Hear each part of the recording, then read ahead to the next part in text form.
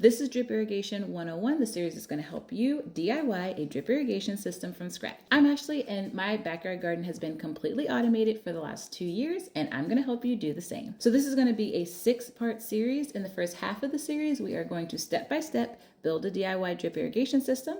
In the last half, I'm going to show you a few products and tips that have really helped me elevate my system. And little disclaimer, I did not go to school for this. I just hyper-focused, created a system that has really worked for me and my garden, and I want to share it with you. So the first step in planning your DIY drip irrigation system is to map and measure your space.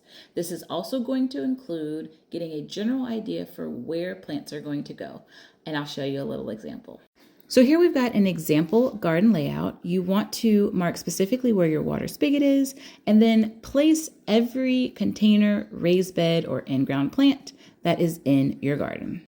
And make sure you include distances between all of these items. So next we're going to map out our distribution line. This is the line that gets the water from your water source or faucet out to your garden space. And I will generally do this in pencil and keep all of the lines as straight edges or angles. This really helps when you are selecting the amount of supplies you need. So let's go ahead and jump into it. All right, so here I am just drawing out a single main line all the way throughout the garden. You'll see I'm keeping them straight edges and angles. Once I've got this all set up, I will go ahead and mark out those measurements. Once those measurements are marked out, I'll go ahead and draw out secondary distribution lines to each individual raised bed or container. Okay, so that part can take some trial and error because in order to get an adequate amount of water pressure throughout the entire drip system, you want that total system from the start to the very end of any endpoint to be less than 200 feet. So back to our example, from here all the way around to here should be less than 200 feet.